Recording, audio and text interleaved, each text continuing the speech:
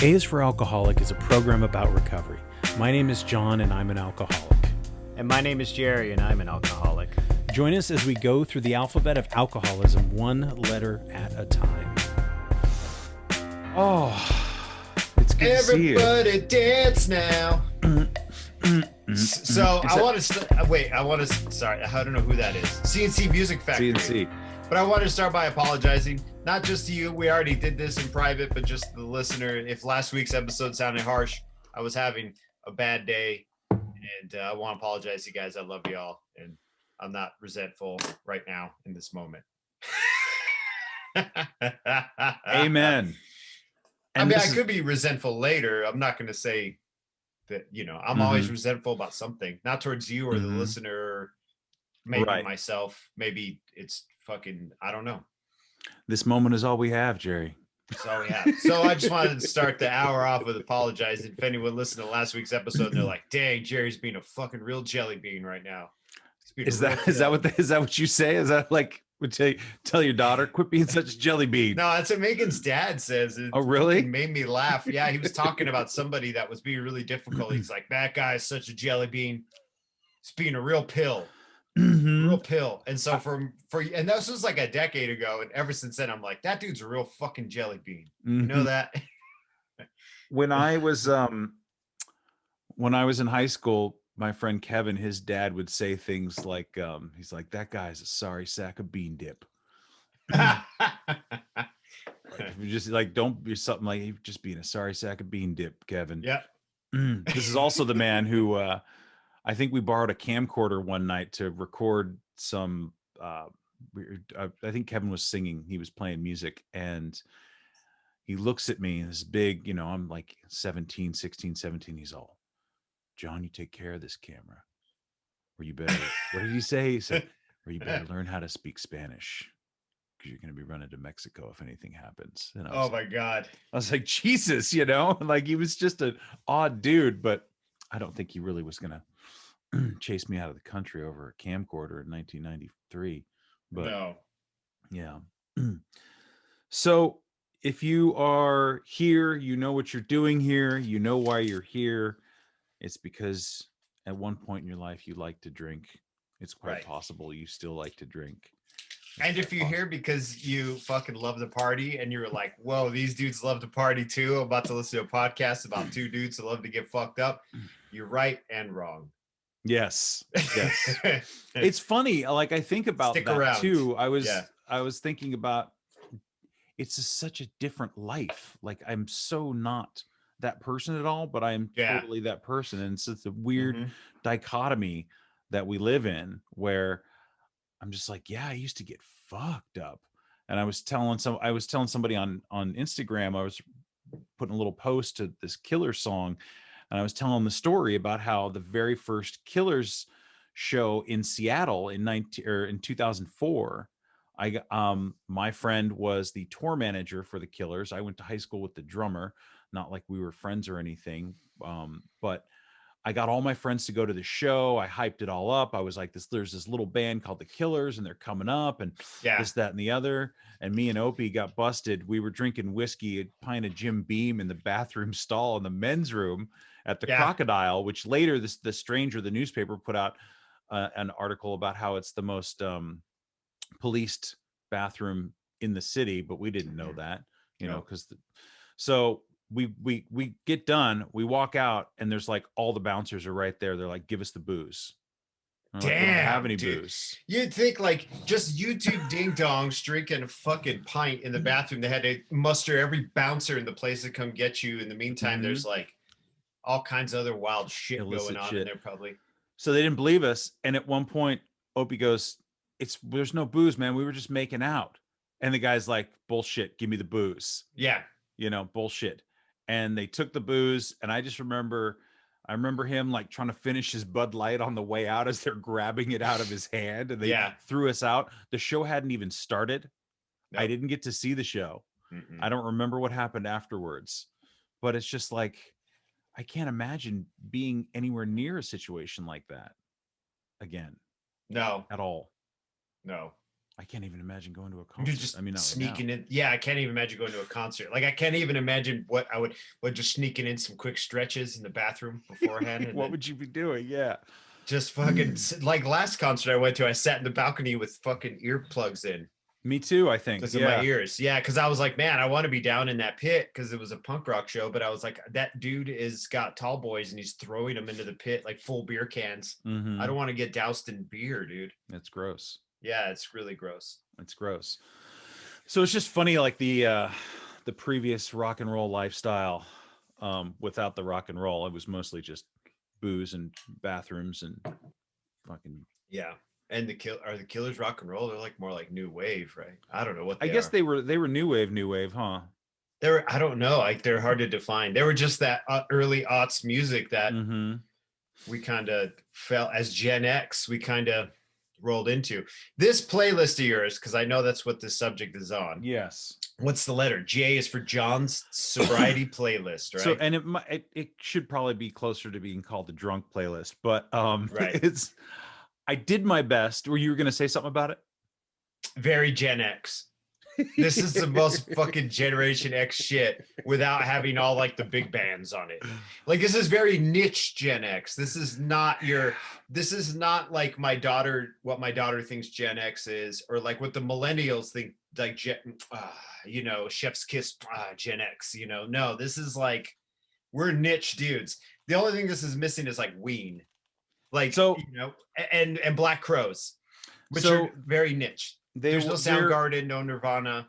There were several that didn't make the cut, and Mhm. I mean this could have probably been 25 songs. Mm-hmm. I looked for Ween songs that I wanted to put on there. I thought about Black Crows.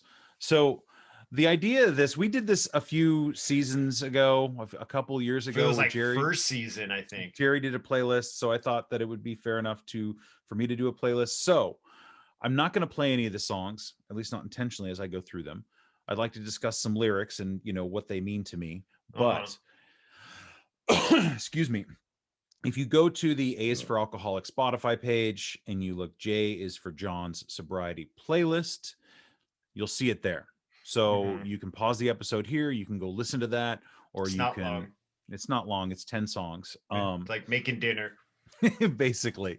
Mm-hmm. Yeah, it's like 45 minutes or something like that. But it is, yeah. So music's always been a big deal for me, for you, for both of us. Like I was talking to somebody and I said something to the effect of like, I've never had another art form make me cry in 2 minutes and 50 seconds. No, not that I can think of. It all has to have a build up, right? Like a book or a movie, you have to like invest time in something. Mm-hmm. Yeah. Mm-hmm. And one of the first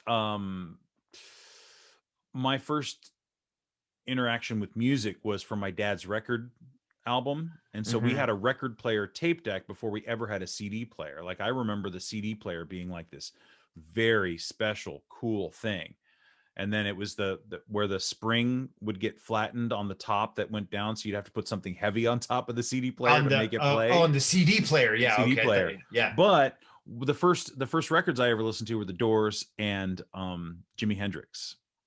And so the Doors were a big deal to me because it was they were rock and roll, psychedelic, super cool. It just seemed very I am the Lizard King. I can do anything, And so I started this one off with the Alabama song, Whiskey Bar.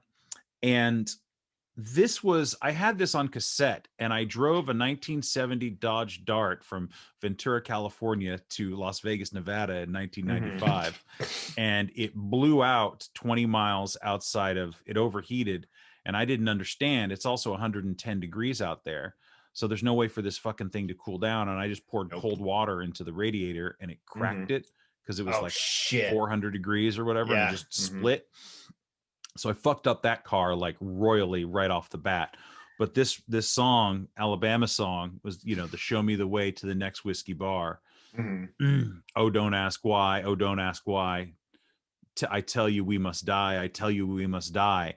And, it's Jim Morrison, and it's kind of, it feels kind of mystical, but it's like he was a big fucking drunk. Yes, he was. I don't want to be too reductive, and I apologize to any Doors fans out there.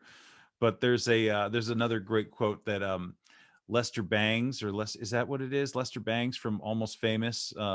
Philip Seymour Hoffman plays him, and he says something about the Doors are just drunken buffoons pretending to be poets, whereas Grand Funk Railroad were poets pretending to be drunken buffoons, or something like that. But Really, Grand Funk Railroad. I think God so. damn, Lester Bangs.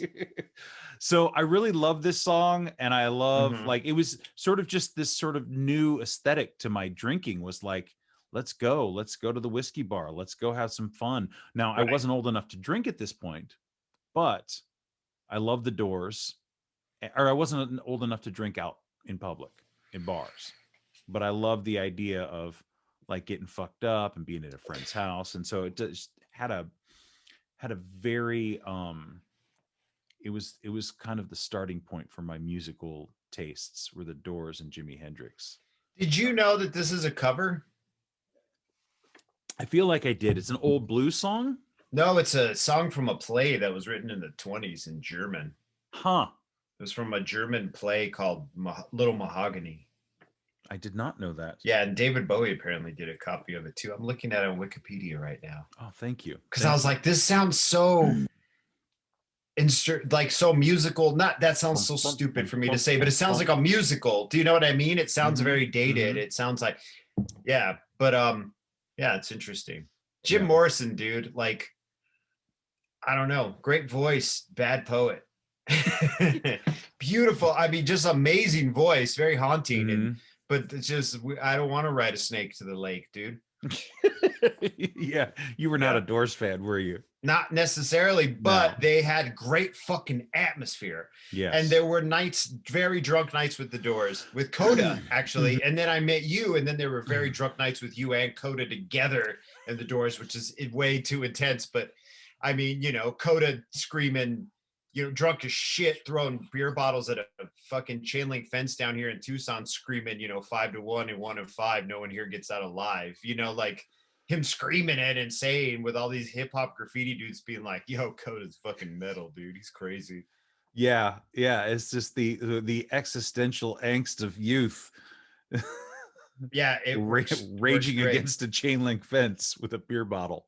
Yes. So the next song is another song that to me more describes that sort of late teens, early 20s, I don't know, aesthetic or alcoholic oeuvre.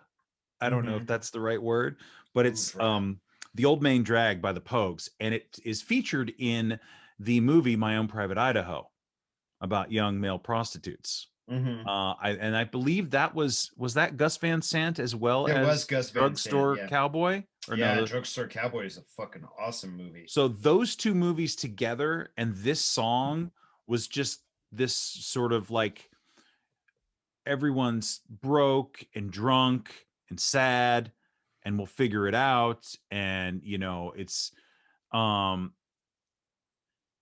he just goes on and on about drinking. I mean, and the Pogues, right? What's his name? Not Ian McShane. Yeah, it was Ian McShane from Deadwood and the Pogues.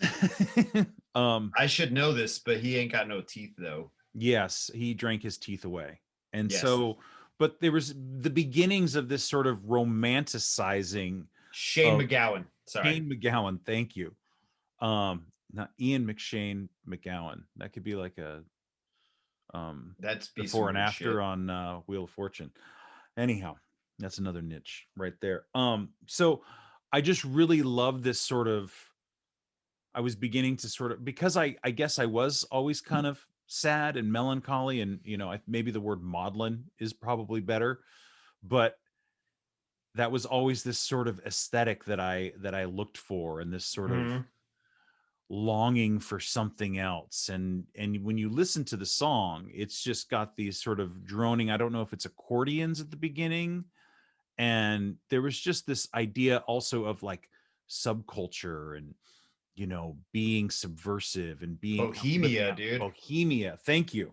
Living outside of regular life, because regular life doesn't suit me and I'm not normal like other people, and I don't fit in. And so it You're on the became fringes, right? On the outside. right. So it becomes the Yeah. fringes, and it becomes the not feeling normal and wearing it as a badge of pride, you know. And I know you're a big Pogues fan, and they have a sort of whole punk rock thing as well. I'm like, okay, I'm not a big You're Pogues okay? fan, actually. I'm like this. Like, they have some beautiful songs. Fairy Tale in New York is a gorgeous, Mhm. sad song, another drunk song. This song is really fucking sad. I was listening to a painting today, and I'm like, this Mhm. song is sad, but, and I know all these songs, most of these songs I know, like just peripherally or because of the tattoo shop or because of Mhm. dating people that were into the Pogues. But me, I was like not heavy into Irish music. But this song is gross. and not because of the sex work or anything like that. It's just a gross, like what he describes as the fucking grossest parts of alcoholism, Living which on I the can street also and see, and vomit and feces and people shitting on it. Like, and I know he means like I've been shat on in the figurative sense, but he Mhm. talks about being in the London Tube and it's full of piss and shit and vomit and just those excretory aspects of alcoholism and like that degradation of oneself to survive. And I don't think in the song, I don't think he's like, oh, I gotta make money to keep drinking to stay alive. I think he's just like, I gotta stay alive, and getting fucked up is part of staying alive. Yeah. So to me, it like made me feel dirty, like And getting uncomfortable. fucked up is part of staying alive, and that Mhm. idea that there isn't another option, that there isn't another path. And I had a memory the other night about how I would have the worst hangovers. Like I would be shaking all day, and I wouldn't even be able to feel even remotely okay until like 7 o'clock at night, Right. knowing I had to go to work the next night, and going like, I can't get fucked up tonight because I can't feel this way at work. And just not being able to control myself. Like there was no other way. It never occurred to me to stop. It never occurred to me to say, hey, I got Because to the stop crazy drinking. part, dude, is that we just scratched the surface of how bad we could feel. Like literally, I mean, we could sit here and be like, we had the worst fucking hangovers, but like as far as my bottom went, it was, and I Yeah. can't speak for you, but like I just was scratching the surface of with like 4-day hangovers and like the shakes and shit. And I can sit here and say how bad it was, but there are dudes out there who have just fucking really gone into the depths of that shit. And Yeah. I'm so grateful I have it. And when I see them, it makes me, there before the grace of God, which is one of those AA cliches, but it's true, man. Like I see that and I'm like, that dude's doing it for me. I get a lot of this comparative shit sometimes, especially from like my mom and dad, and their hearts are in the right places, but they're always like, well, you know, so and so has it much worse, or it's much worse for other people. And I'm like, I'm grateful for what I have. And I can see those other people out there almost like, it's not that I feel sympathy for them. I feel some empathy, and I'm also grateful for them because they're almost, and this sounds really weird, it might sound kind of selfish, but they're like my explorers. They're out there exploring for me. They're in their space seeing spiders crawling out of their skin and shit. You know what I mean? Like, and that, like, I can't fathom that. And when I see that, it's not only a cautionary tale, but like my heart goes out to that because I know that I could absolutely be there and they could absolutely be where I'm at too. Mm-hmm. You know? Yeah. Yeah, they could. I Mhm. it- that's I don't think it's selfish. I think it's the best way that we can look at these things. If these Right. people are the explorers, this is their experience is the alcoholic National Geographic. They're like the research team for fucking, Yeah. yeah. So it's totally true. And I'm just like you're right that we barely scratched the surface of how bad Right. we feel. And so, and I don't mean to be minimal for our experience or my experience, because my Mm-hmm. experience was profound to me. It was profound enough that I stopped, at least for this Mm-hmm. time being, I'm stopped in this moment in time. But I I don't want to minimize it because it was rough for us. So I imagine it could only get rougher. Yeah. That's the only promise I had from any of it, is that it could just get a lot harder.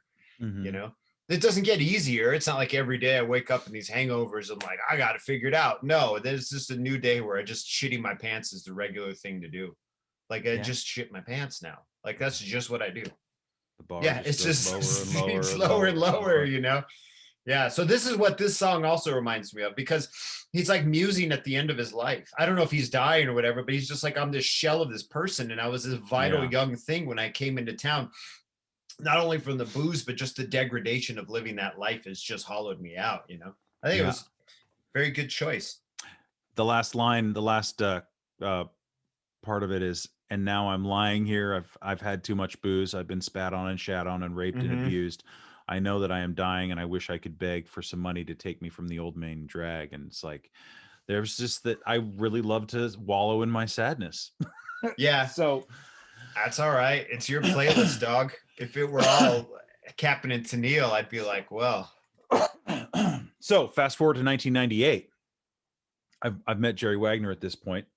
Dude, this song. He's fucking hip and cool. And he's got a wall of fedoras, or at least a few. He started his collection. And there's a couple up here right now. I was very much a bohemian kind of guy, right? You know, but I was very susceptible to think, you know, you meet somebody and you're like excited, and I'm like, yeah, dude, let's get fucking the next song is Jump, Drive, and Wail, specifically the Brian Setzer Orchestra version of this, because that's what we all got into. The swing movement was big. Everybody was listening to swing music. I remember you had all the fucking CDs, and you know, we would listen to it, like, even if we didn't go out, because at this point I had finally turned 21. We'd like hang out at the house in suits and like listen to swing music and make cocktails, or, you know, whiskey on the rocks or whiskey Coke at that point. And in specifically, I remember watching this video for the song. I had to go back and look at it to make sure it was the right one. And I remember sitting with you in my house on Charlton, and we're watching it. And I don't know why, if it was just on, I don't remember having MTV, or maybe I just imagine you with like a VHS of Brian Setzer for some reason. Because it seems like something you might have. Yeah. Something you picked up at CD World or whatever it was called. Yeah. And we're watching it, and it's super shiny and beautiful, and everybody's dancing, and they're, you know, everyone's hair is right, and they're playing guitar. And at one point there's this big tray of martinis, and it's kind of sloshing in slow motion through the crowd. And you looked at me, or you leaned over and you said something like, they make it look really sexy, don't they? Or something like that. I don't know. I don't think you were I think you were genuinely like, that's awesome. That's super cool. I don't think you were making some commentary about I wasn't being jaded. And no, I don't think so. I was like, look at that shiny, all that shiny shit. Yeah. Shiny booze. And that was one thing where I was like, yeah, man, that's awesome. Look at that. That's super cool. And it was just kind of this funny little moment that I remember thinking, that's what I want to do. I want to hang out in bars, and I want to comb my hair up right, and I want to, you know, look good, and I want to be sharp. And it was this whole like bravado swagger, you know, and nobody listens to swing music anymore. Not really. Because me listening to this song, I was like, oh yeah. And then I was like, oh wait, this is the Brian Setzer version. I don't really like this version. I don't dislike it. You know what? But you did at one point. You had the CD, did. I really did, because it was hot in the 90s. But then looking back on it, it seems very plastic compared to like the Prima. The Louis Prima version is, I still think it goes. I still do. I think it's a bop. I do. The Louis Prima version's dope, because Louis Prima, like that jump swing that they were doing back then was fucking wild. That was like wild shit at the time. That was punk rock. You know what I mean? But this Brian Setzer one seems like because it's his orchestra. So it's like, I was gonna say, it seems too orchestrated. It seems like something you would hear in a Target, which it absolutely was. Something you'd hear in a Gap commercial. But when we were listening to it back then, it was fucking fresh, because what was I coming into it with my experience of like mid-90s hip hop and punk rock, and then all of a sudden I was like, man, we should start combing our hair really cool and like doing throwback shit. Like I was watching other people doing that, imitating that, and then justifying my drinking through that too, and being like, oh, we're just part of this whole cocktail culture, you know. But cocktail culture too. Yeah. But now I listen to it and it just sounds like a Christmas album. Like it just sounds, there's no soul in it. It just sounds real manufactured to me. Yeah. And not that I'm trying to dog your music, because now I'm like, ugh. No, well, I mean, some of your songs on this playlist are fucking dope, dude. I picked this one specifically because of that moment, not because I loved it so much. Oh, okay. I would agree with you that the Louis Prima one is better.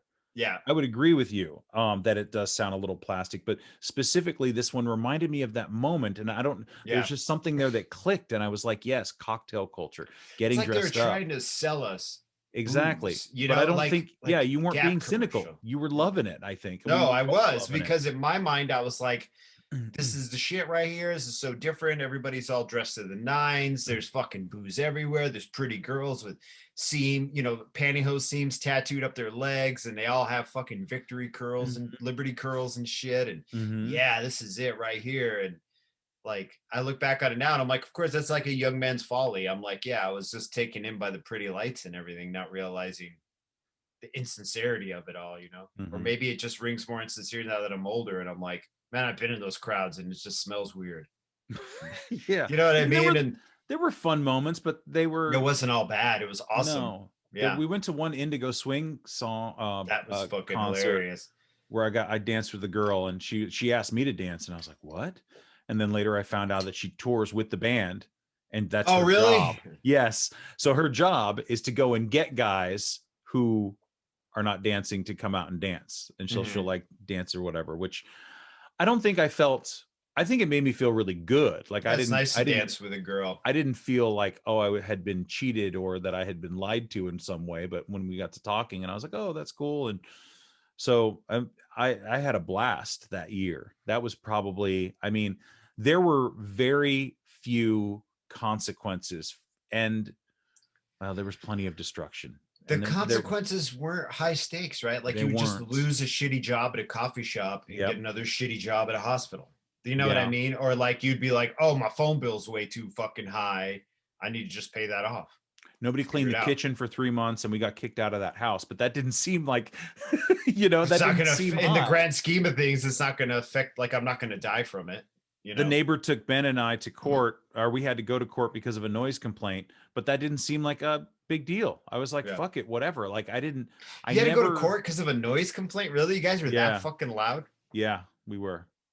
Neighbors sued you like in civil court? We got a ticket. Oh, so that was the thing. So we got a ticket for a noise complaint from the police. And so we had to keep going back to court. And the court said, the first time they said, you need to pay the bail. And I was like, I don't have $500. And they're like, well, then you come back in like 2 months or something, or a month. And then again, we went back. I think we went back like 3 times. And the last time, the prosecutor and the public defender made us sit in the lobby of the courthouse. And then they came back out and they said, we're going to dismiss this because we just kept showing up without money. And I was like, this is what we're going to do again. Oh, this is the neighbor across the street who was the fire. He was like a firefighter. His name was like Randy or something. Yes. Yeah. That guy was an asshole though. He was an asshole. So were we. Yeah. He was a fucking asshole though. Like he lived across the street. That dude lived far enough away that your noise wasn't that bad. He just was like, those guys are weird and probably gay. Right. But you were loud, but you were, it was, I thought it was like your next door, like sharing a wall. No, that I can see. Yeah. No, we were away from him. Well, maybe you guys were lighting fireworks off in the street though, or something. The next song is called, that was in front of, was that Kenny's house or something? Lighting fireworks out of my butt crack. There was so many fireworks. Yeah. Out of your butt crack. You became like the hip hop legend after that. All the hip hop guys are like, yo, your friend John's crazy. And I'm like, he just shot a bottle rocket out of his ass crack. That's not that crazy. And they're like, no, that's crazy, dude. Crazy. Yeah. It's funny. Kenny said something. I was telling him, I shared the story about the Killers. I think it shared it on Facebook, and he said, "Great to see you." You know, he said that was peak Naked John, and I was thinking to myself, I have to write him back that peak Naked John was probably wearing the paper Tyvek suit, dancing around with the safety goggles glasses on at the hip hop show that you guys did. But so the next song is called "Drink" by They Might Be Giants. You had arrows. Sorry, wait. You had arrows drawn on it. Marker pointing to your crotch and your asshole. There were arrows drawn on it. Yeah. Anyway, go ahead. Sorry. And I think I hairsprayed my hair were like real weird, like high. Yeah. And I was just like, I'm gonna go fucking dance at a hip hop show in Eugene. So and those hip hop dudes were like, yo, your friend Nasty John is crazy. And I'm like, why are y'all talking like that? You live in Eugene. And I got off on the attention. I got off on the attention. So fucking funny, dude. Yo, dude. So Crazy. the next one is called Drink by They Might Be Giants. And I don't know if it's, I mean, it's kind of a sad song. I think it's But kind of sad. yeah, he says, let's drink, drink. This town is so great. Drink, drink, because it's never too late to drink, drink, to no big surprise. But what words rhyme with buried alive? Mhm. And so I think in this one, it has the sort of feeling of, obviously it's a drinking song, but Mhm. it's sort of that camaraderie, like let's drink, let's try to have this moment of happiness while we get fucked up. But really, like, to no big surprise, because we're not learning anything new. What Mhm. words rhyme with buried alive, being buried alive by alcoholism? Yeah. I mean, I Yeah. just Or that the just the center moment. of it, Yeah. even though there was a lot of fun and camaraderie and stuff like that, that for me personally, there was always like a center of sadness and I was always lacking something. That's why I wanted to act out. That's why I wanted to be crazy. That's why I wanted to be nasty, naked John. Yeah. That's why, all that stuff. So, This song made me think of when I would listen to it when it came out when I was younger. mhm. Whenever it came out, it made me think of you in Seattle. Yeah, Like that's probably because around that time. yeah, because and also because it's like you're in this town is so great and you're this new Mhm. town and these new things are happening and like you have this new job and you're in your monkey suit on your cigarette break, like sitting outside in your little uniform from your coffee shop, like smoking a Mhm. cigarette, and like the just lunchtime crowd won't even wait, you know what I mean, like it's just Mhm. busy and there's movement and you're in this new place and you're all drinking and overcome with this new giant city where millions of people live, but it's also still like you're still on your little hamster wheel. Well, back then I didn't think of you on a little hamster wheel of alcoholism, but when I look on it now, like in my experience, you're just still slowly burying yourself. Was that suicide on the layaway plan? Yes, Yeah, exactly. yeah. Exactly. Um, Just kind of digging yeah, your grave with a spoon, you know? basically, Yeah. basically. So I'm going to switch up the order here now that I'm looking at all this right now, but I Mhm. want to go next to Deacon Blues by Dude, Steely this song's Dan the because fucking cut. I listened to it twice.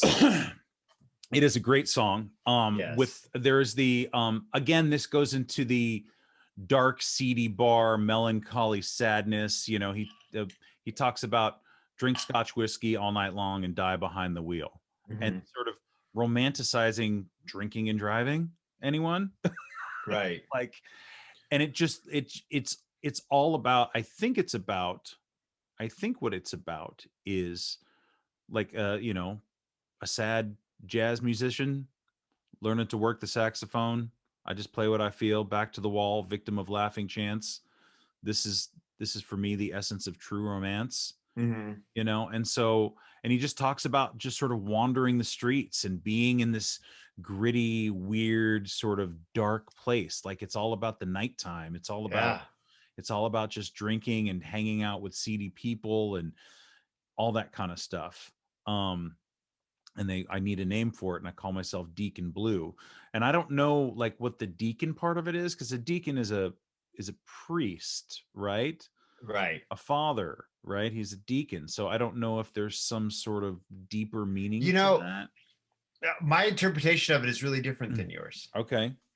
And every time I'd hear the song, I would picture a dad who is married with a couple of kids, and Mm-hmm. his life is fucking boring, and all he ever wanted to do was play music, like play jazz Mm. music, and live this really seedy, live the lifestyle you're explaining. Mm-hmm. The lifestyle that you see, I see this man imagining he's living that lifestyle, but he's a fucking loser. Like he's just not a loser, but in his own mind, he's a loser. And so he's this Right. boring dad. And so Alabama is this like winning team and they're always winning. So they're winners. They got a name for the winners in the world. I want Uh, to name when I lose. when I So they lose. call Alabama the Crimson Tide because they're always winning. He's like, so call me Deacon Blues, Mm-hmm. because they're a Crimson Tide. So I always thought, well, maybe he's playing with the word crimson with the blue. Like he's like, well, I'm a fucking loser because I didn't do whatever I wanted to do. And I'm going to sit in my garage and learn how to work the saxophone Mm. as Mm-hmm. best as I can, or I play just what I feel or whatever. That's why I always took it as like older, like a guy my age looking back going, damn, I could have done this as a young man. And now I'm going to try it. It's like me trying to start hip hop groups again. This whole song's about me trying to restart my rap career. In my opinion, the way I look at it, but I see Right. the way you look at it too, because he's like a viper and he moves at night and he's like this seedy kind of once again, there's this theme that we both relate to of being on the fringes of things, never in the middle, never fucking be in the middle. You know what I mean? Because you know why? They wouldn't, at least for me personally, they didn't want me in the middle. So fuck you, I'm not going to be in the middle. I'm not going to be with you guys in the herd. I'm gonna be out on the edges doing weird shit, peeing on people. You know what I mean? Working the saxophone. I don't know where peeing on people came from, but you know, like consensually, of course, but still, of course, yeah. But I'm gonna be this bohemian fucking this in excess, shirtless and expressive, and but this song, I love this song. It's such a fucking great song. It's so slinky and weird and like wanting to be a loser. Sounds like drinking though. Yeah, it sounds like drinking. That's a great way to put it. It definitely sounds like sounds like the beginning of drinking. It sounds like drink 3 to 6. Not the bad part of drinking. The part where you're light and everybody likes you. Romanticizing some dimly, smoking cigarettes and just not feeling, you know, I never felt good. I never felt strong when I was drinking. I always felt wild. I felt you know, out of control. Although I wouldn't tell you that. I would say I'm in control. Yeah. But it was not about, it was not like control. It was not a healthy power. It was a fucking chaotic madness that I was looking for, because I didn't want to think about anything else. I didn't want to like, I didn't work on anything. I didn't work on myself in my 20s. Not in a constructive way. I mean, if we were our 20s and we met a 20-year-old who's working on themselves, it'd be like, you're a fucking weirdo, dude. Right. Yeah. But so the whole idea of the loser and wanting a name when I lose, because I felt like a loser and because I wanted to wear it as a source of a badge of pride, dude. Badge of pride. Because I'm not one of you. And it's really, I think it's very interesting when you describe yourself that you never felt strong when you drank, and you said you felt wild, and what was the other word? Out of control, which are two words I would totally describe you as drinking. And then I think about how I felt when I drank, and I felt smooth, and then I could talk to women, but then it was mostly just talk to women and be sociable and not and feel okay in my own skin, and not like this fucking weirdo who wasn't allowed in the group, you know. But that's okay, because I'm gonna stay outside of the group like a hyena and drink a fucking 5th of whiskey and try to snatch up all your girls and your booze, and you know. Whereas like I gravitated towards you because I was like, John will totally pop the chain off, and that's fucking awesome. Like I want to pop the chain off, but I was so fucking self-absorbed with how I looked to other people that I never wanted to get too out of control, which by the end it didn't matter anyway, right? It didn't matter. In the beginning, I was like, man, I just want an affectation of how cool I am, you know. And I just wanted the attention. And again, I have several lifelong friendships that have come out of this time and this period and stuff like that. So I am grateful for the camaraderie that we had. I think that I don't think the alcohol's funny, right? Because there was a period where it seemed to work, and it seemed like it. Now we have that's the rub, right? The first one's free. Yes. So and anything by Steely Dan was fucking I celebrate their entire catalog, you know. But so next one, and this one is where it starts to go downhill though. This is dude. Yeah. So I got explanations for all of these. So I know why you picked this one if we're talking about the one you're talking about. Yeah, we're Jumping to the Fire by Harry Nilsson. You go first. So, I know why you did this though. But. So I've listened to this song, and if you know the movie Goodfellas, you probably know this song. It's got the rolling bass line. Yeah, it sounds like fucking So this is the song that I imagine alcohol is singing to me. Oh yeah, nice. Okay. Yeah. Alcohol says to me, you can climb a mountain, you can swim the sea, you can jump into the fire, but you'll never be free. You can shake me up, or I can break you down. And he repeats this over and over. We can make each other happy. Oh, we can make each other happy. Yeah. We can make each other happy. We can make it. And so that's the extent of the lyrics. It's basically just there's not couplets. What are they called? whatever it is. There's two verses, but he says, and that's all there is, and it's just a bunch of like screaming after that, and like roaring bass lines, and the drum solo in the middle that's just super intense. I love this song. There's very few 7-minute songs that I can listen to over and over, and this is one of them. But this is a cut, dude. So that's how I imagine this. Is it's alcohol saying, come with me, we can make each other happy. You know, you can do all of this stuff, but you'll never be free. And that's the rub right there. And I said yes. I said, let's do it. Let's climb the mountain and swim the sea. Let's be happy. I don't need to be free, you know? Right. So that's where this one comes in. What was your No, it wasn't my interpretation. I just know that you listened to that Chapo Trap House where they used it at the beginning and they were talking about it. And I know you were like, fuck, I like this song. I forgot all about this song. Yeah, because this is the song of desperation, right? Your interpretation is perfect, though. But this is absolutely the song and that scene in the movie. And I don't know if it's within context of the movie or not, but it just, to me, always sounds like coked out desperation, like alcohol just desperately just trying to even everything out, but then every plate you're trying to put back in place, another plate's falling out. It's like you're constantly in motion, moving, trying to make everything work, you know. But lyrically, I didn't think of it from that angle, and that's fucking great. This album, Nilsson Schmilsson or whatever. I have it. Yeah, I did. When I was in Point Blank Rangers in that hip hop band in Eugene in the early 2000s, my DJ had this album as a joke. Like he just thought the cover was so fucking funny and the name was him in funny. A bathrobe and a cup of coffee. He never played the album though. He'd just take it out and be like, yo, we need to sample this dude's fucking dope. And it would be like Nilsson with the coffee mug, but he never listened to the record. He just was like, look at this corny ass dude with this corny ass name, not realizing that this fucking album is gangster as fuck, you know? But when we were kids, we were like, look at that silly dude in his bathrobe, this silly motherfucker, not realizing that this whole album is pretty damn good, dude. Yeah, it's and this good. song is fucking pretty much coke and fucking tequila. It is. It's coke and tequila. And you know what's funny is Harry Nilsson used to roll around Los Angeles doing coke and tequila shots with or whatever with John Lennon. And they would go get fucking coked up. They would go record some shit. They would go drink, and they would just like go on benders together.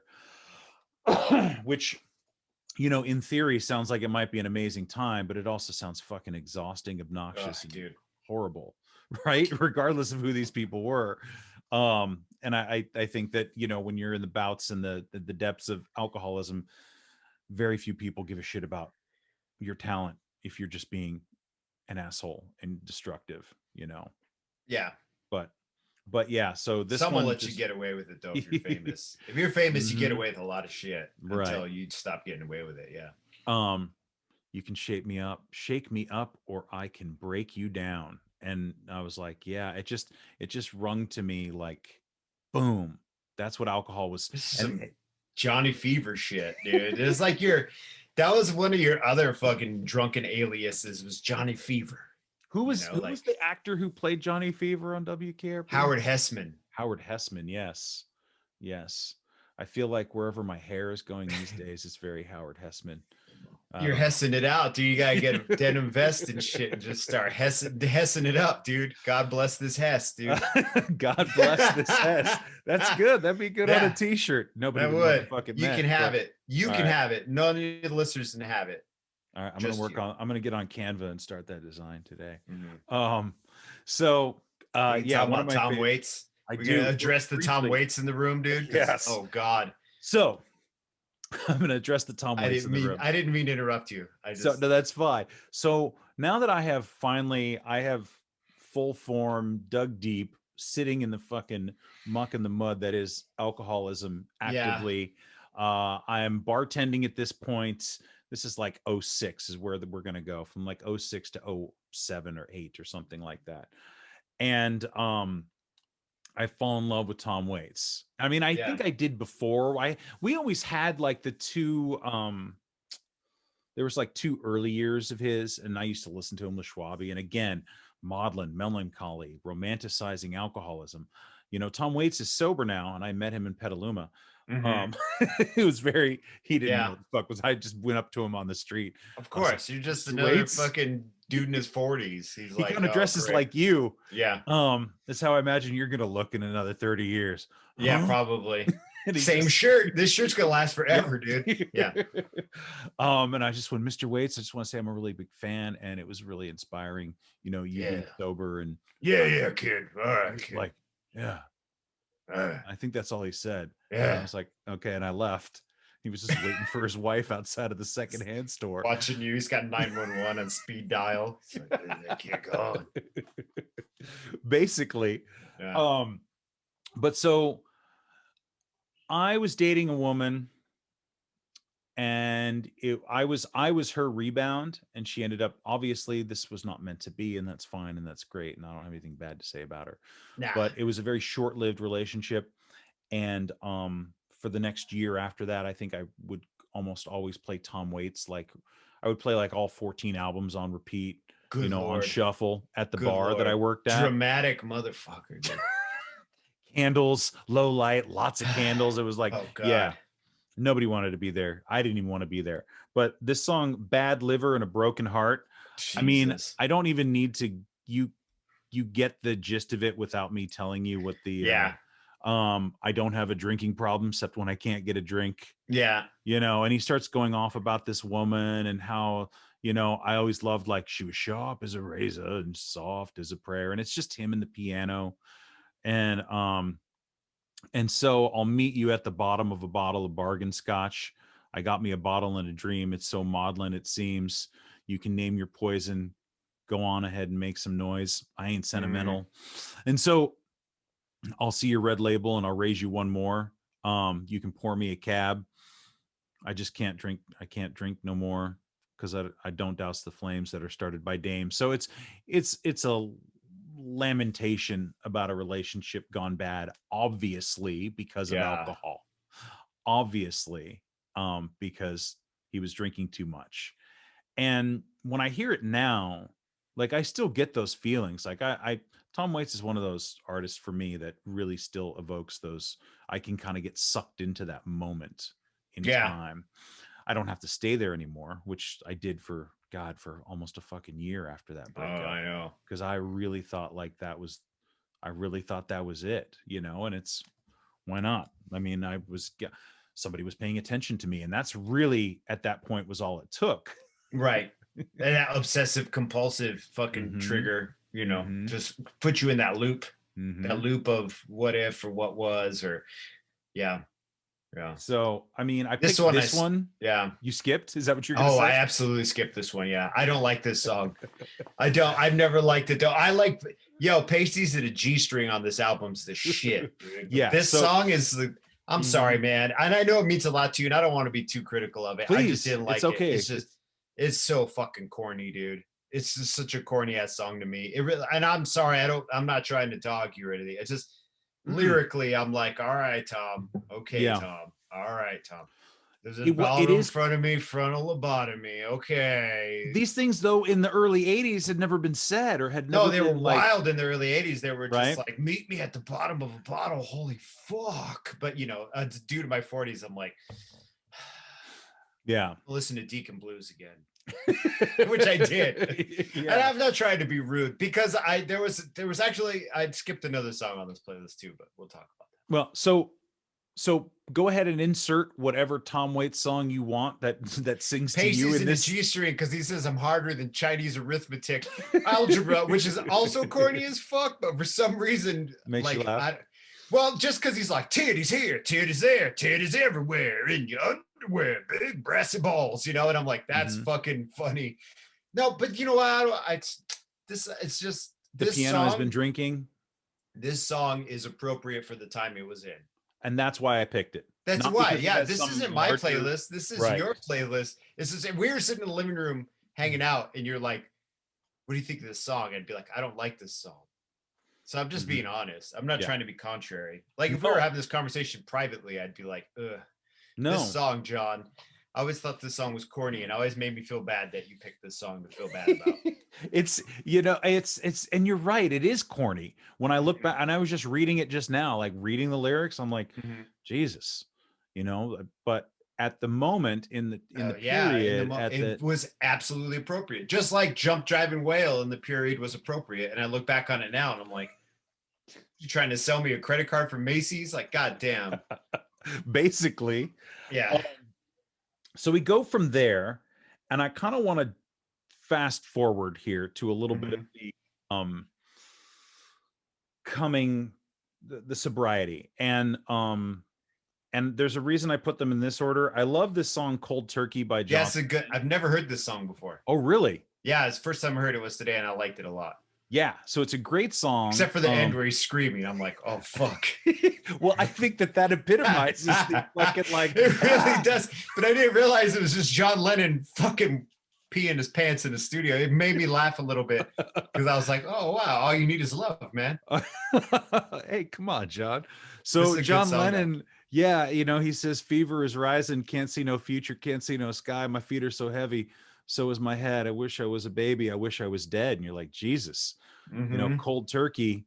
And you know, he just goes on and on. My eyes are wide open, can't get to sleep.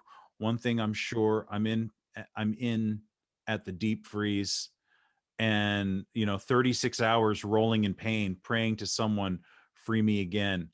Oh, I'll be a good boy, please make me well, I promise you anything, get me out of this hell. Yeah, dude. So some desperation right there, buddy. Desperation. That's even different desperation than the other than fucking Nilsson Schmilson. Nilsson Schmilson's desperation is like a hard desperation, like it feels good to be this desperate. Like I'm multitasking when you're not. But in your brain, you're like, I'm working it all at once, and I got fuck yeah, I'm a hot running machine. And this is like a harder desperate. This is a sad desperation in my mind, the way it made me feel. And I think it's about heroin too. I don't think it, but I mean, it could be. Yeah, which is a bitch, dude. They're both, all that shit's hard to kick though. You do enough of anything, it's hard to fucking quit, dude. That's what I think. Yeah. Yeah. So I just love this, and the end where he's like the music is getting chaotic and he just starts screaming, and it's like, yeah, you probably don't want that on like at the work site or something like that, you know. But I'll listen to it in my car and I'm like, yes, I understand what you're feeling, dude. Like, and it's just your head's on fire and you can't fucking sleep, and like all early sobriety pains, just trying to like detox your body of anything and everything. And so the next song, which means more to me in sobriety than it ever did while I was actively drinking, it's called Pour Me Another by Atmosphere. And not only is it just a great song, it's got a great beat, but he goes into, it's basically just about what a fucking drunk he is, right? And that he's touring the country. There's a few of these songs, a few of these lyrics. I'm reading them right now. Break another promise and take me as a hostage. Spill a little blood on the streets for love that goes to those who know they drink too much, and hold your own glass up to the heavens. Take a little time and try to count the seconds. And he just goes on, pour me another so I can forget you now. Pour me another so I could come let you down. Pour me another so I can remember how true I am to this addiction of you. Drink it all away, numb it down to none. Stay awake tonight and wait for the sun. 1 double for the hunger and the struggle. 2 for the fool trying to pull apart the puzzle. 3 now I smile while I wait for your rebuttal. By the 4th shot, I'm just another child in a bubble. And I mean, it goes on and on and on. There's multiple lines that are beautifully written, I think, and really poignant. And so I remember listening to this while drinking. I was like, yeah, it's fucking cool, dude. Pour me another, right? Like, and I listen to it now, and it really touches my heart. It's like on my running playlist, and it's a great song. It's one that fucks you up when you're running. How you all tear up and shit. I get a little glassy eyed, and I'm just fucking push this. And so, you know, in my head now, when I'm running, when I think about the addiction that I'm true to, I'm like, well, it's the fucking pavement now. I'm just gonna pound through that pavement, pound through that pain, you know. And so it's more of a motivational song for me now to remember this whole like where I came from, where I'm at now. And that's how I see this song. Not just, and it's got a good beat. What do you think? I don't like Slug anymore. I was waiting for something.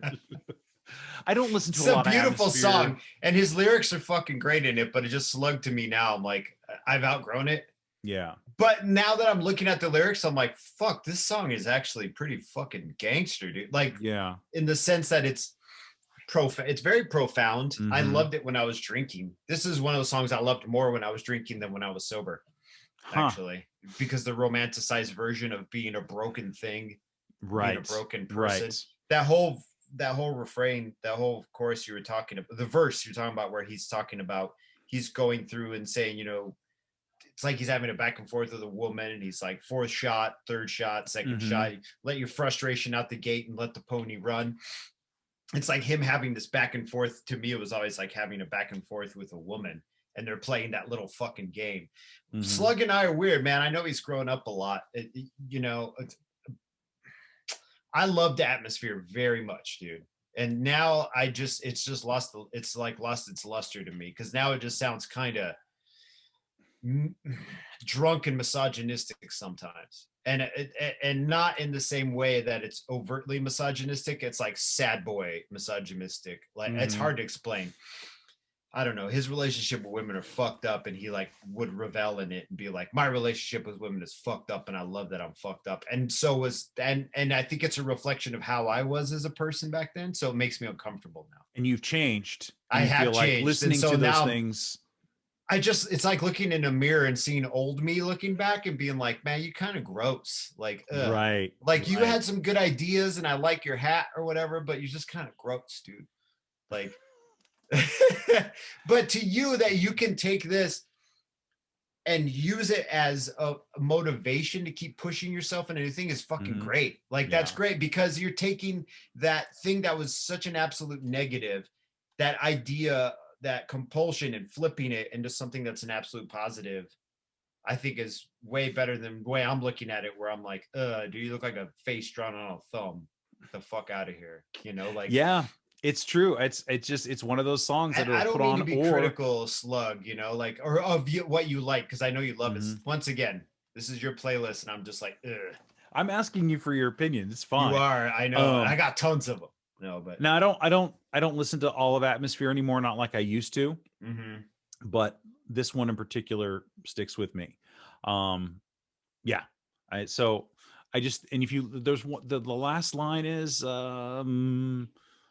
something about mornings after and walks of shame. The bartender knows me by my real name. Bartender knows me by my real name, right? Because he doesn't call him Slug, he calls him Sean. Do you know what I mean? Like, he doesn't. We're so close, he doesn't even call me my rap name. He calls me my real name. Right. So my alter ego.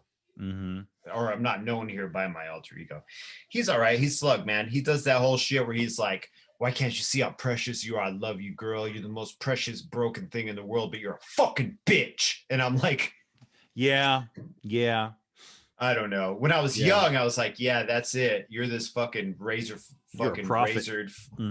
Yeah, I don't know. Just that. So like that. It's just weird. Anyhow. So this puts me on the sort of precipice of run. Makes me run. Was a little bit of solid, you know, like I can see it make you run though. This is a great song to run to. And I you know, so it's one of those little nuggets where I take it in there, and it's just takes me from going like 5 miles, and then I'll put this on and I'll be like, let's go fucking do 7. Yeah, that song Balance of his, I'm gonna put that on my running playlist. It's a fucking great running song.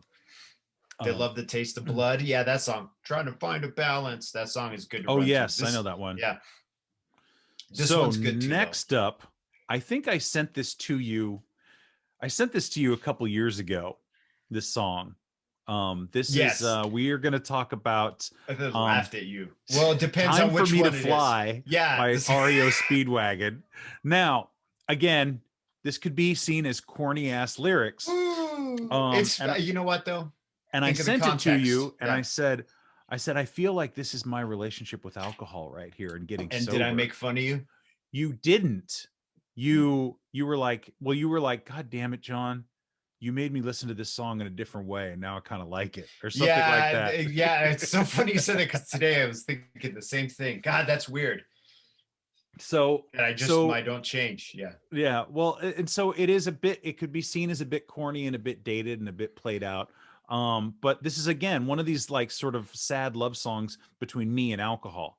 You know, Yeah. I've been around for you, been up and down for you, but I just can't get any relief. I've swallowed my pride for you. I've lived and lied for you, but you still make me feel like a thief. And this is me talking to alcohol. You've got me stealing your love away because you never get it, peeling the years away, and we can't relive it. Oh, I make you laugh and you make me cry. I believe it's time for me to fly. Mm-hmm. And that would be me, you know, telling alcohol, like, I gotta fucking go. Like, great, we had some good Yeah. times, but like, you have never been there for me, and you've always promised me, and you've broken every promise. Yes.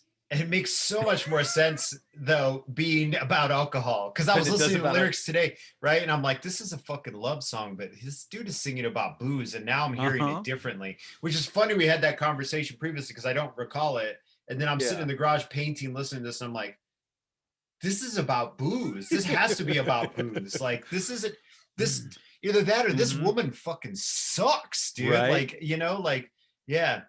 Yeah. You said we'd work it out. You said you had no doubt that deep down we were really in love. Oh, but I'm tired of holding on to a feeling I know is gone. I do believe I've had enough. Yeah, I've had enough of the falseness of a worn out relation, enough of the jealousy and intoleration. Oh, I make you laugh and you make me cry. I believe it's time for me to fly. And so, and then, you know, it's all time for me to fly. Now, just this dude, is on my running playlist too. I bet it is, dude, because this shit, never did I think when I was a little kid sitting in the dentist office and this is playing over the speakers in the dentist office that I'd be like a 45-year-old man relating it to alcohol, you know. No, but that's how I saw it, and it touched dude. me. And I think the first time, I don't know when I heard it or when I was listening to it, but this is another one that made me cry. This one did? Yeah, a little bit, a little bit. Is this dude Canadian? Like, these guys are Canadian, aren't they? Maybe, no, he sounds Canadian. This is one of the ones you teared up, huh? You're like, because I was like, I'm finally getting like, you're free. Well, I can see though, like the key is really a freeing, like up, kind of up. Not a. It's like a major key, and there's all this change and transition in it, and he's like, letting go. It's time for me to fly. You know, like I've unburdened my weight of you, and now I have this new lease on life. I can see it. I can see it. So that was something. And again, sometimes I skip over it in my running playlist, and sometimes I get into it depending on where I'm at. My shit is way varied. Like I don't go by BPMs or anything. This one didn't make me cry. No, this one didn't. No, I wouldn't cry to this one. But the next one.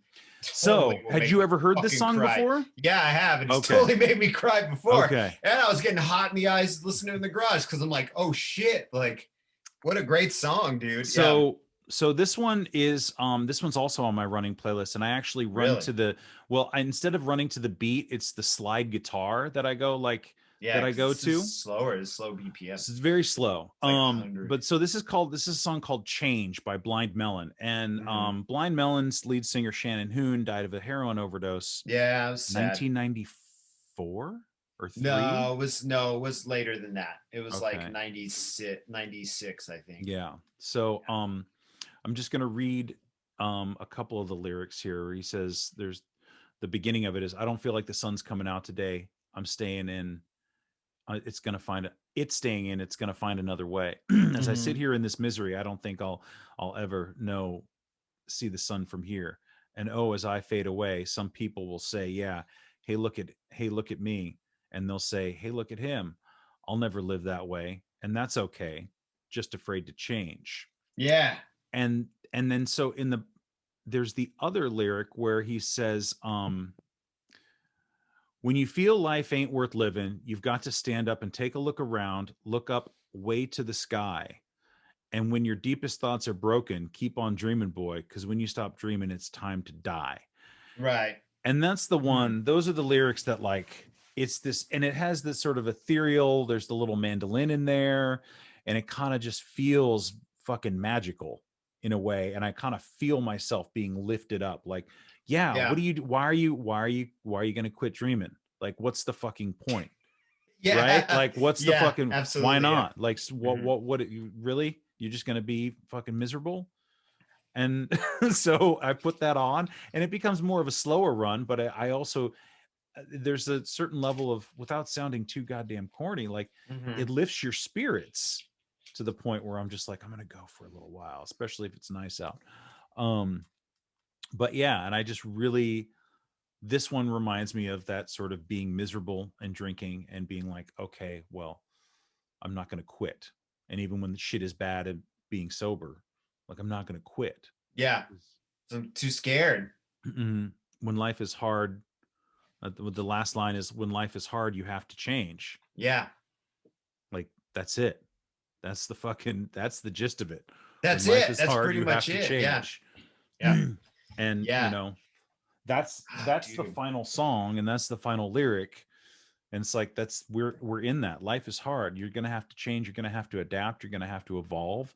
Like we don't get to life on life's terms. Like we don't pretty get much. to Yeah.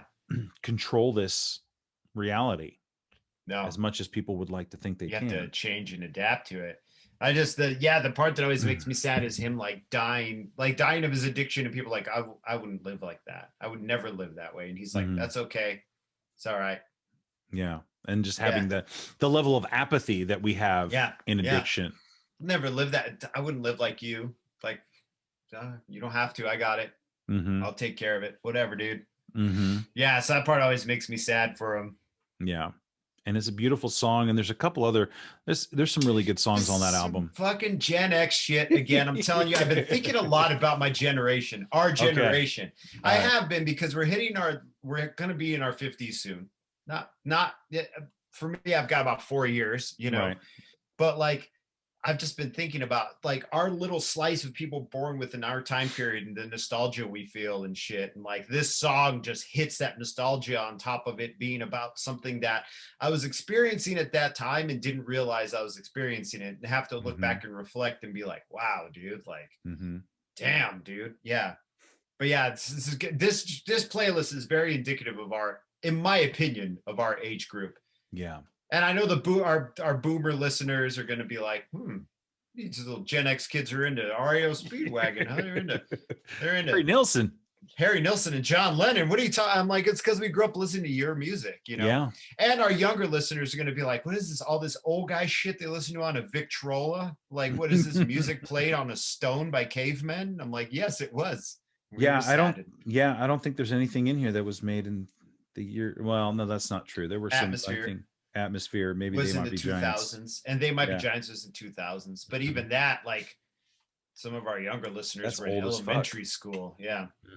But this was a great playlist, and I like I said, anytime, even when you made me mixtapes, because we'd make each other mixtapes and CDs, I would fast forward through songs all the time. I found one of your old mix CDs, and it lives in my car now.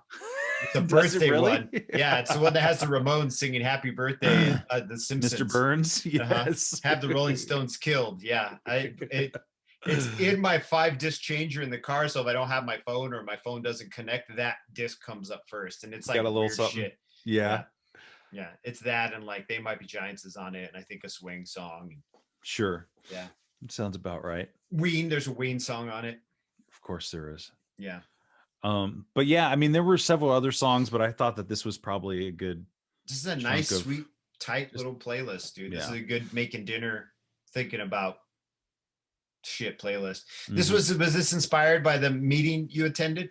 You're like, let's do something on a subject. Well, I don't know how much we can talk about that, but I'll talk to you briefly. Anonymity's sake, but so it was more of a casual. I don't want to misspeak. Anyhow, I was invited to a meeting, and basically the meeting, the topic of the meeting was an episode of ours where we did the It's So Hard to Say, I is for It's So Hard to Say Goodbye to Alcohol, and we both wrote letters saying goodbye. Letters. And everybody was very receptive. They listened to it and then they discussed it. And everybody was very, very moved and touched, and I think there was one gentleman who, even he said, he's an older gentleman, and he said, I was kind of skeptical of this. I was like, what are these young kids, what do they know, kind of thing. That was his vibe. Right. And, I don't blame him. Came around, and then he's like, oh, okay, and I was like, well, thank you, like that means a lot, because this is not going to be for everyone. And no I get that. And everybody's got their own flavor and their own style, and they have their own needs. But so their whole thing is, rather than book study and or the program centric stuff, they'll take a song, like I think they did Life by the Drop by Stevie Ray Vaughan, and they'll discuss it. Or they'll take sometimes they do a book and they'll discuss it like outside of the program. And so this was a very podcast interesting one. And so I was able to sit in on it, and I said, look, dude, I don't want to taint anybody's honest opinion, because that's what I was wondering about. Yeah. I was expecting, like, yeah, what's up with these guys? Because I didn't want to be there like, hi, I'm the guy who did this. Please be nice to me. Right. Yeah.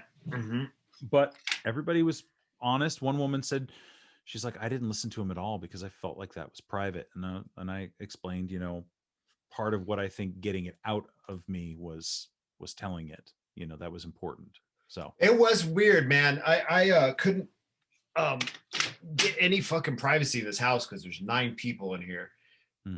I didn't want to just be jamming out with my iPad over here, listening to a letter I wrote where I cried, and it's funny that you say that too, because I'm really embarrassed about that episode. I still am embarrassed about it. And I don't mind that it's out there, because it's out there. As long as I don't have to listen to it, I'm okay. But it is kind of a private thing that I shared with people. And like that emotion, me expressing that emotion, I'm really uncomfortable with it because I'm not comfortable with it yet. You know what I mean? So for me, like, the act of getting choked up or crying, I do a lot. Like, I get very emotional as I get older, but I'm also really fucking weirded out by it because I don't know how to do it right. Like, I don't know how to express it without feeling like weird about it. So to me, it's like, it like makes me mad uncomfortable, but I still wanted to go. Not that this podcast isn't for me to make excuses or anything, but it's just hard as fuck to find any privacy in this house whatsoever. But it's funny that woman said that, because I'm like, yeah, it is kind of private, but I wanted you to hear it because this is a private disease. Like, this is not only, and I will always refer to alcoholism as a disease, but this is absolutely a private and public disease. You know what I mean? It's a disease we do in private that's absolutely out in public. Like, we think we're doing all these secret little things, and it's just out in the world. This is, you got toilet paper stuck to your shoe 24/7. At this point, it's not even stuck to your shoe. It's hanging out of your fucking waistband, your pants. You don't even realize it. And somebody, I heard it said or saw it written that pain shared is pain lessened. I don't know if I said this. Yeah, absolutely. And it is. And I do, I think expressing that with you and having other people vibe with it works for me. I just don't want to hear it. No, man, it weirds me out. But I don't even really listen to us talking sometimes. Yeah. Sometimes I'll look at it on YouTube to see if it uploaded right. But like, I'm not a listen to my own podcast kind of dude, just because the shit I say, like, after, I'm very critical of myself. So when I hear myself, I'm like, Jerry, you could express that better. I worry every time we do this podcast that I'm going to be doing a disservice to another alcoholic sometimes with giving a bad opinion or giving a bad thought, which I know is not the reality of it. But the insecure part of me is always like, be careful and measure yourself, because there are people out there in early recovery who are doing this too, who are listening to this, trying to find something. And I'm out here being like, saying some dumb shit that doesn't mean anything, So I have to think about it a lot. So that's why I don't listen to it. I think that's good. I think we should always be thoughtful about what we say. Right. But I don't, instead of babble-booing our way through this shit, like we're the Howard Stern of sobriety. Like, tell me about your tits, Johnny. I don't want to be the Howard Stern of sobriety. Gross, dude. Fucking I'm more of like the Howard. I don't even want to be the Howard the Duck of sobriety. You're the Howard Hessman of sobriety. I am the Howard Hessman of sobriety. There you go. The Howard Hughes. Bring it all back. Right. So thanks for indulging me. And that was fun, man. I love that. Good subject. And you guys go out there and listen to it if you haven't already. Yeah, it's out there. A is for Alcoholic, Spotify. It's up there. There's a bunch of running playlists I do for the Original City Apothecary newsletter each week. Really? But yeah, so I put them out there. I did one where it's just exclusive 9 Inch Nails. Really? Yeah. You should have one that's just fuck the police 52 times in a row.